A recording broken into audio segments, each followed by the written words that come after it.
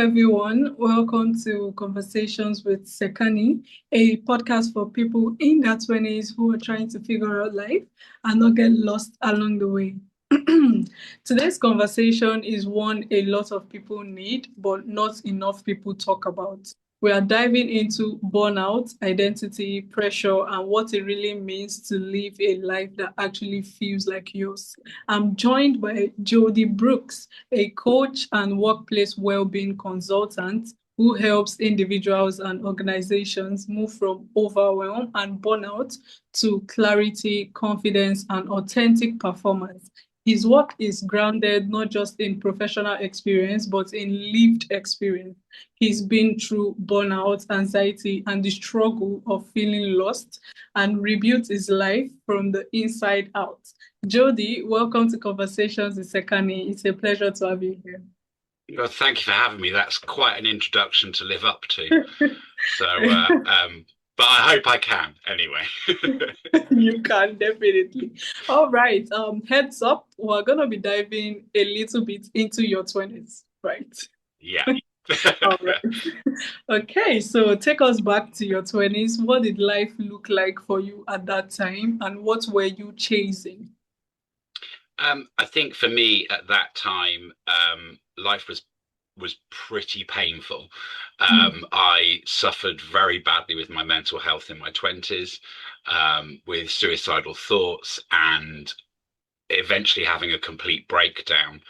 And that's where my journey began, really, in self-awareness and kind of self-discovery, and certainly set the tone for when I hit my 40s and had my final, as I call it, my messy middle in my midlife, and kind of then really did repurpose it and turn it round there. But there were lots of valuable things that I learned in my 20s.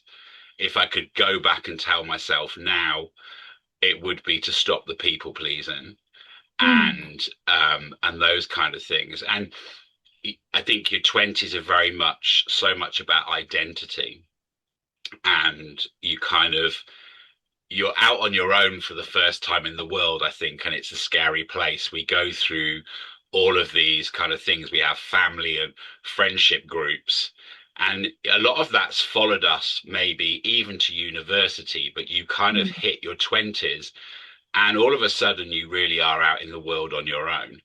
And I think that now, when I look at life now for people in their 20s, I understand fully why, when I look and work with workplaces, why we see figures like 17% of people feeling lonely at work, 91% suffering from stress and burnout, because we live in a much more, the irony of living in a connected world is we kind of actually live in a disconnected world.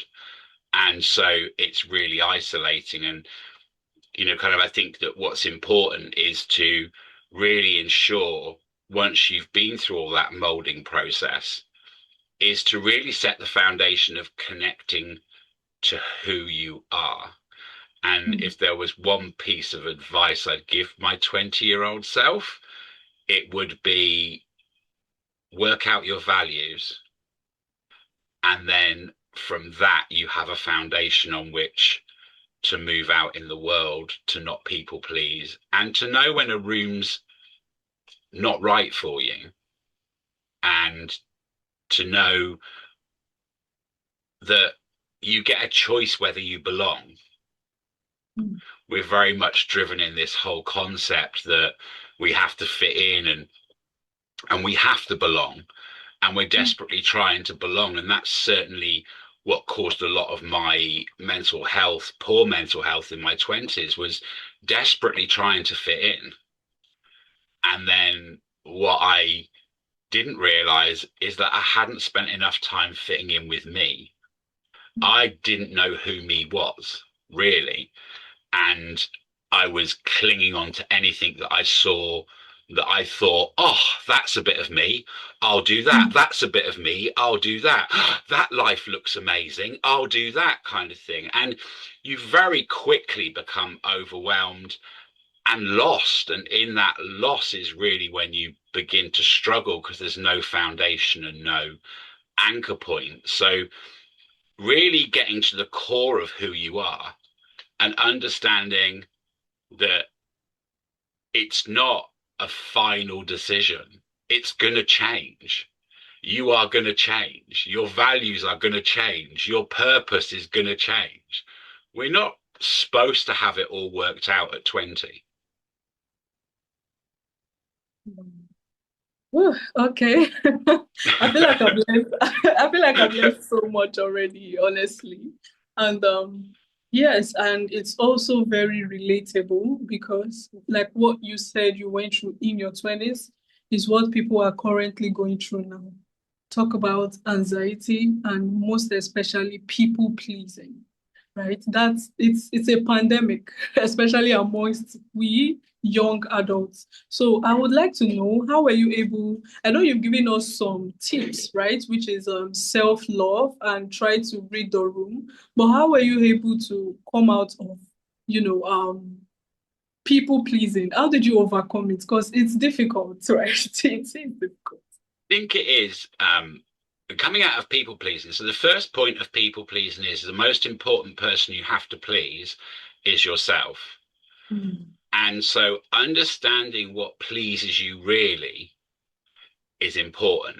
And it's really, that sentence sounds really easy. That's not an easy feat. I don't mean it to be kind of like, personally, I hate when you listen to a podcast and there's some supposed expert sits there and gives you these sentences and makes out like, okay, well, that's it. Come off the podcast and in 5 minutes, I've nailed life. And I tell clients that all the time. It's a journey and it's not that easy. And I think that pressure in your 20s where success is external, and I think that's where people pleasing comes from, is this external measure of success that we have: car, house, fashion, hair, like latest phone, all of those things. That each of those things takes you further away from you, not closer to it. And so to stop people pleasing, you first of all have to really know what pleases you. And again, going back to that thing, like, it's okay to not belong. We're all different. So, like, you don't have to please everybody. You don't have to belong in every room, because you can only really truly belong when it's a space that's right for you. And it would be really boring if we were all the same. And so I think that's that thing of that, like the internet and all of, social media and all of those things, is they kind of just become like an echo chamber. And you can very much feel like you're not fitting in, or you've got to do that to belong. And so it, I always say with every bit of my work, it comes back to your core values. When I work with clients, I work a lot with them to isolate their 5 core values. When you understand your 5 core values, then from that you start to understand why you feel uncomfortable in a room. So for me, one of my core values is justice. So when I'm around or in a room where I feel there's injustice, I get triggered. Now, if I know what it is now, because I can relate it straight to my value, when I hit burnout, that again was because a value wasn't being met. But at the time, I didn't realize that. So I kept pushing and pushing and pushing because I thought I was the problem. And so I think that thing of, if it doesn't feel right, it's not right. And you have to trust yourself on that, is that if it doesn't feel right, it's not right. And sometimes it's not right it's not right forever. There are some things that I know will never be right in my life that I'm like, I will never do that. I will never be in a room of those people. But you know what? Sometimes it's just not right now. And, like sometimes you can be there and go, yeah, but it's just not for now. And I think that going back to your people pleasing, that's a really important part of that conversation around people pleasing. One of the sentences I work with clients on is, it's okay to say, you know what, I love it, but it's just not for me right now. And I think sometimes that can be a good starting place if you're struggling saying no to people, is it's not for me right now. And it's this kind of, as I say, it is a bit messy middle, but it's like, it's a very comfortable way. It's not no, it's not yes, it's Yes. just not right now. Okay, now I've learned something I would be saying. I'm gonna use more of that word. It's not. It's. I'm trying to put it back in words. As in as much as this is okay, or in as much as this is beautiful, is not just right for me now. Okay. I'm gonna tell people that more often because I also partially struggle with people pleasing. But like you said, it's a lifelong process, right? You have to just keep on trying to be better and always put yourself first, right? Always put yourself first. So yes, thank you Always. so much. Thank you so much, Jody. And yeah, now we're gonna do a deep dive into what you're doing now. Right. So today you help people move from burnout to authentic living. What does authentic living actually mean in practical terms?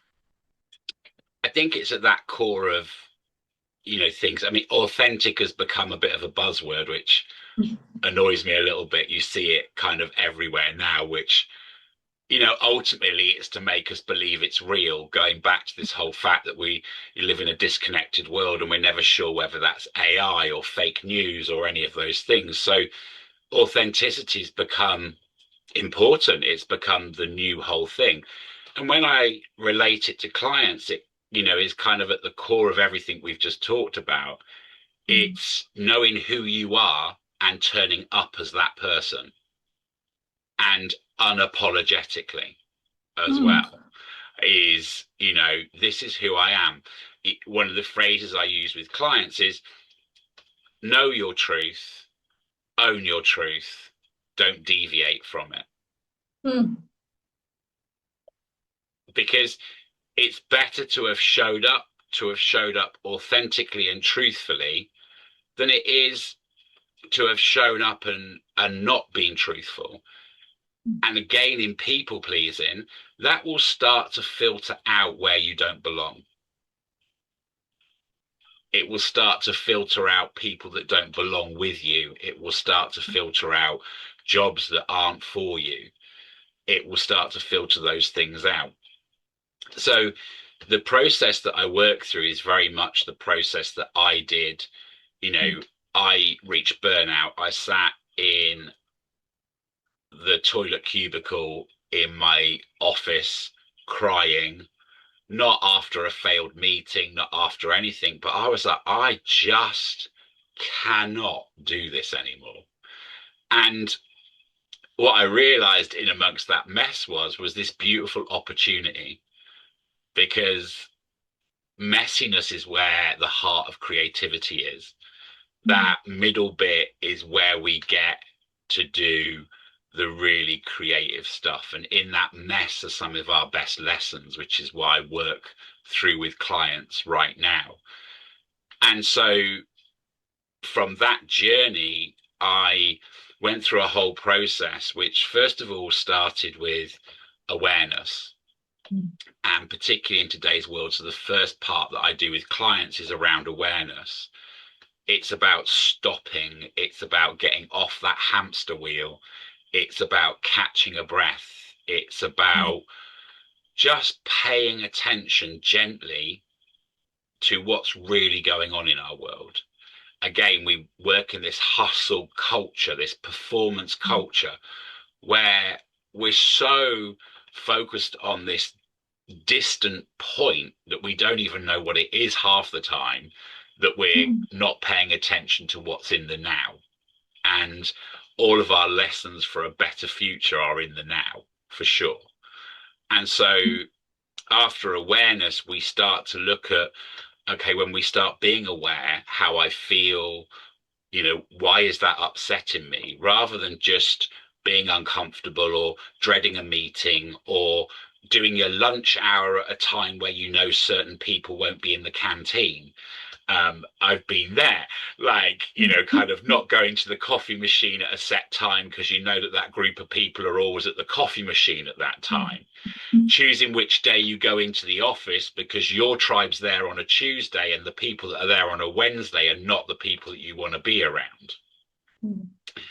But when you start to notice those things is understanding why.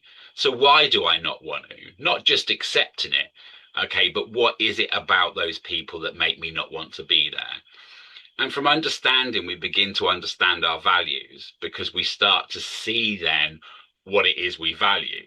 There's the great messy middle. So if I like being there on Monday, but I hate being there on Wednesday, what's the difference? What are the positives here?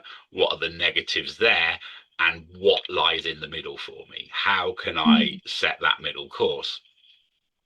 After understanding, we start looking at trust, because what happens in this journey when I work with clients is we become aware and we have understanding, and then we start hearing our inner voices. And quite often in trust, our self-saboteur turns up. Okay, our imposter syndrome turns up and starts saying, that's not true. Don't believe it. It's not real. And so in that, we learn to have different conversations with that self-doubt. They're actually your best friend. You just need to learn how to talk to them, because all of those voices are trying to keep you safe. But they may just be working from scripts that are no longer valuable, that don't. So we look then in trust about having that honest conversation, which leads into honesty. Now, without honesty, trust is dangerous, because trust, if you trust something without questioning it, then we'll believe anything. That's how we are as human beings. So we have to have honesty. Now, this example I always give is, for me, I lost 6 stone in weight in UK measurements, about 33 kilos, something like that. And I was type 2 diabetic, and I got rid of type 2 diabetes. And for me, that was the honesty, because the truth was I ate healthily. I'm a vegetarian. I don't drink, etc. So, but the point was, and I always make the joke that my body was a temple. I only put, natural food in it, etc. But what was missing was honesty. It was a temple, but I was eating enough for an entire congregation. I had to be honest about the amount I ate. It was okay being truthful about what I ate, but unless I was honest about the amount, nothing was changing. And so honesty is really important in that question. Honesty with ourselves. Then we go on, once we've done those, we start to look at empowerment, because there's a shift when you've done all of that. And now we start to see that actually things are possible. So in empowerment, we start looking at, okay, well, now we know where we're starting from in our internal satellite navigation. What's the destination? Where are we going? What is possible? And a lot of this I base around beliefs. And in this one, I talk about the importance of emotion when planning goals. Often when we plan a goal, we don't put emotion to it. And then that requires willpower. And willpower gets exhausting. So for me, again, with the weight, I never said I needed to lose weight. I got up every day and said, I'm someone that honors my health and my body. That's a far more empowering phrase. So in empowerment, we learn about the language of empowerment, positive self-talk. How do I reframe that? How do I do it in a way that then I'm drawn to that. My thought process is taking me in a direction towards where I want to be. Because if I say I'm someone that honors my body and makes healthy choices, and I say that every day, then I honor my body and make healthy choices. I always give the example of, if you're thinking about getting a new car, for example, and you say, oh, do you know what? I really fancy a red Audi. Then all you see for the next 5 days is red Audis, because you've programmed your brain to look for that. So we can use these pieces of science to benefit ourselves. So saying I'm someone that honors my body will take you in that direction for sure. Does it happen in 5 minutes and overnight? No. But does it embed that change in? Totally. And it opens up opportunity. The next is nurture. And in that, we really look at that fact of, again, taking the empowerment, but now looking at the behaviors and looking at the habits and understanding that, you don't put an acorn in the ground and get an oak tree the next day. We are all a work in progress. But in nurture, I use James Clear's atomic habits theory an awful lot on 1% change, because it really is that. And when I talk about it with clients, I say, look, it's not just about 1% change. That's 1% success every day. So you get to own success every day. And the same thing happens. When we're successful, guess what? We do the things that successful people do. But this isn't looking on a phone and thinking that's success. This is understanding that you are already successful. There are 101% in your day where you're successful, but you've got to look inside to see those 1%. Then we go to transformation, and in transformation we look at, what tends to happen in this process is, when we've got to that point of nurturing and growth and we start to change, and this is probably where your people pleasing kicks back in, is if you've ever been in that thing, and you're maybe like 3 weeks in and you're changed, and it's really positive and you feel amazing, but you start to feel that there is a distance becoming between you and friends, or because as you're morphing to someone else, you no longer fit that exactly, or they haven't adjusted to the new you, so they kind of keep trying to pull you back that way. I do some work in addiction with younger people suffering from addiction on a volunteer basis, and we see it a lot there, is breaking out of those habits, that old habit, and that shift. So in transformation, we look at the fact that you're not changing, you're becoming. Because change is very negative. It says that what I was no good, so I need to become something better. Whereas transformation is about understanding that you are the real deal, the full package. Who you are in this moment is enough. You are not broken, you are perfect, and you have everything you need to become the best version of yourself. And some of the moments that were the messiest and the hardest will be the bits that you honor the most. They will be the bits that become the strength in your journey, and they will be the bits that you're proudest of in your becoming. We touched on it a little bit before. After that comes integrity. So you've worked hard for this. Don't let anyone take it away. And integrity is about boundaries. But we see boundaries quite often as being barriers or preventative, whereas boundaries are actually a two-way thing. I talk about them with clients as being, if you imagine that it's like passport control, it's like border force. Okay. A boundary has an entry system. It's not saying no, but it's almost saying, this is my fence. This is my gate. When you choose to come through that gate, you choose to honor the parts of that boundary that go with it. And if you don't want to honor that boundary, you can't come through the gate. You can't come inside this space, because that is far too important to me. And having those boundaries, which takes us back to the phrase that you said I like, is that's where we just say, it's okay, it's just not for me right now. Okay.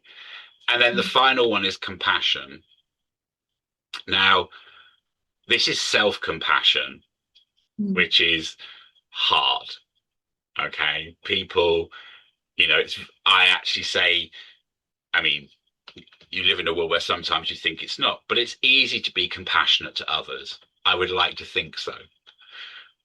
But but being compassionate to yourself is a whole other skill. Is a whole other skill. And I was thinking the other day after another podcast, and your beautiful introduction today is that, and I'm actually going to turn this into a tool, and I was thinking about it just before we came on today, is I think what everybody should do is write their podcast introduction and read it to themselves every day. When you walk into a room, read out your podcast introduction. That right there is self-compassion. That is honoring your integrity. That's your truth, your honesty, your authenticity, all of those things. And that compassion becomes a fuel. That compassion starts to show. When you love yourself, you will show up with love. You will, in your hardest moments, understand that I always say we are all imperfectly perfect. We are all imperfectly perfect. There is no such thing as perfect. In fact, the opposite is right. The goal is to be imperfectly perfect, is to do all of those things. And part of compassion is self-forgiveness, which I feel like, talking to your audience, there's a lot of that externalizing, and so not feeling worthy. And so the forgiveness is really important.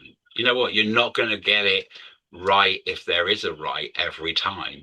You're not going to get every job. You're not going to get every promotion. You're not going to hit every deadline. And you're not going to be on time to work every day. And that's fine, as long as you do your best. And I'm always grateful for my very, very first boss, who told me, Jody, don't ever try and be better than the person next to you. Don't ever try and be better than your boss. Don't ever try and be better than the person across the room, because you might have just limited your potential. Only show up and be your best, because that is the maximum you can do, and that will ensure that you hit your full potential. Do not compare yourself to the other people in the room. You might be the genius that's waiting to be discovered, and only trying to be as good as them may actually be limiting your career. And so that whole journey, the principles spell authentic, handily. So the awareness, the understanding, all the way through, is the process that I work through with clients, with organizations, etc. Because at the core of all of those is how you get to what's really real and true for you. Wow. All I can say is wow, right? No words. I have no words. I mean, I've learned so much, to the point that after this, I would have to go and replay this episode over again. Yeah. Because I feel like, wow, I've learned so much. And I'm so happy, right? Because this is this is what I look to get out of each episode I talk. Anytime I talk with a guest, I always just want some form of wisdom, right? So it makes me so happy, like hearing these things. And I just want to thank you, right? Thank you so much. Do you know, I want to thank you for that beautiful smile right now. Ah! And I think that's that thing about compassion. When you show up like that, it really is contagious. Mm, And, it is a really beautiful thing to have an exchange and, allowing me to come on your platform and hopefully, I always say if there's just 1% of the podcast that mm, makes 1% difference to mm. 1% of your audience, then we've both done an amazing thing. And we all, as human beings, have the capacity to do that. Exactly. Wow. Okay. Thank you so much, Jody. This has been No worries. amazing. And yeah, I have just this one question. It keeps coming to my head, right? I can't help it. So what are Okay. you currently working on that, excites you the most right now? And looking ahead, what kind of impact do you want your work to have on individuals and workplaces? I think that I'm currently working with a charity that looks after the most vulnerable people in society, those who are homeless, suffering from mental health, suffering addiction. And I am doing two separate things, which is kind of very exciting. I'm currently running a men's group for people who service users of the organization, um, which has been kind of really powerful in kind of shaping how I work as a coach. Like, and I say to them, like, it is a gift to me to spend time with them. And then alongside that, I'm also working with the staff team in the organization because obviously, within charities and the voluntary sector, compassion fatigue is a big issue, and health and well-being. So I'm currently working with a team of the people who are the support workers, working through the 9 principles of authentic living with them as a team. And so changing how they show up in their workplace. And then from that, we're starting to change how the organization sees work, which I think will become my where I kind of divert slightly. I think um, I have a passion for that. I think we have a moral responsibility to change work for good and not to wellness wash, not to throw bean bags in a staff room, not to put juice bikes in the entrance hall, to not give gym membership, but to really understand that we have to change the entire system from the language to the way it looks to how people come to work. And I'm currently 35,000 words into a book called A New Philosophy for the Workplace. So it will be a long one because I want it to be founded in evidence. So as that grows, but then again, I'll never not love working on a one-to-one with clients and seeing people in my online community reach out for help on an individual basis. So yeah. All right, wow. I'm anticipating your work.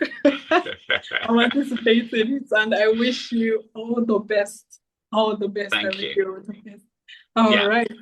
So, And if Jody. anybody has any questions, feel free to reach out to me on social media. I'm always happy to answer a question. And I suppose the final bit really is the bravest thing any of us can do is ask for help. And so don't ever sit in silence, don't ever suffer quietly, is just ask for help. Okay. Noted. Noted. I took notes of that one actually. So Yeah. thank you so much, Jody. Conversations like this are always so important. Really, really important because you never know who you're helping, right? You have no idea, but you don't know how much you've helped me right now with this conversation. So Oh, thank you. good. I like it. Look, Thank you. and I think we think you don't need to be a life coach. You don't need to be 53 years of age. You know what? Sometimes your smile has genuinely brightened my day to day. And sometimes it's as simple as that is a hello and a smile to somebody in the street can be the thing that changes their day. Exactly. All right. Thank you so much, Jody. This brings me to the final segment of my podcast. It's called the rapid fire segment. Oh my God. Okay. I always like the reaction that comes with it. All right. So, starting now, what is one sign that you're burning out? You're awake at 3 a.m. worrying about the Hmm. next day. Okay. Okay. What's a belief you had to unlearn? That I was the problem. Hmm. Okay. All right. One boundary everyone should have. Self-worth. Self-worth. Okay. Something people ignore about mental health.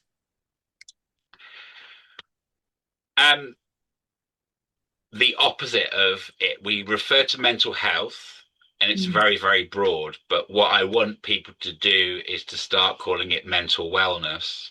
And when we call mm, it mental wellness, then we can ask ourselves, am I mentally well?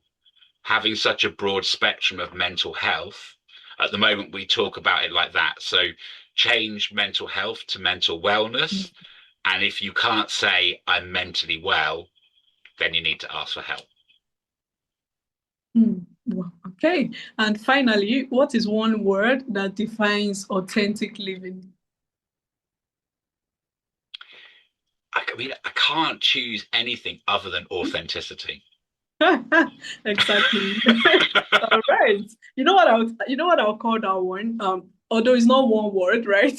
A cheat code. I would say is being yourself unapologetically, like you said. It is like being yourself unapologetically is that is, that's that whole bit. And in that, you lose the guilt. You Exactly. lose the guilt because when we don't show up as ourselves, we actually feel guilty because we know we're lying to people. We know we're not being truthful. And that allows you, when you come away, that's when you start thinking that it was your fault.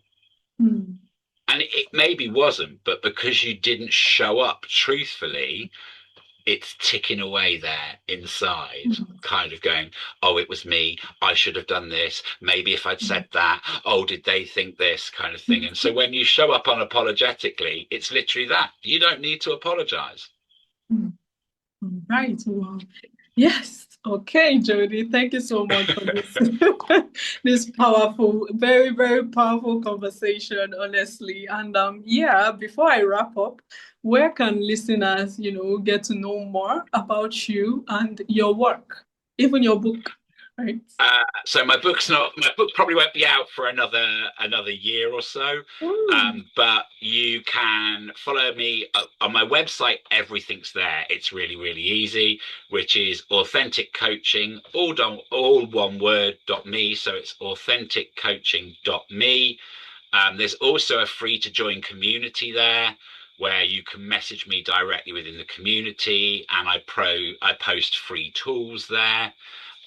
You can also then reach out. I offer free clarity calls for anybody that's thinking about getting a life coach. I mean, I've just realized that I probably should have said that as the best piece of advice, but that would have been blatant sales to say, to say, what's the one piece of advice? Get a coach. But I mean, get a coach. So, like, there's people like me that need you to. So, exactly. and all of that's on my website. There's loads of free videos and all the links to my social media, and all of those things. But I think it's that thing. I always used to think before I became a coach that, I was always too nervous to message because you kind of, I think sometimes I would hate anybody to see me like that is, um, I will always, no matter what, answer a message, and I never think anything stupid. So do just reach out, whatever your question is. And if I can't answer it, I'll send you somewhere that you can find that answer. Does that make sense? Because I think sometimes people don't reach out because they think, oh my God, no, like, and I'm like, nah, Yeah. send me a message, make my day. Like, All right. So heads up, right? Get ready for my message. I'm gonna send you a message.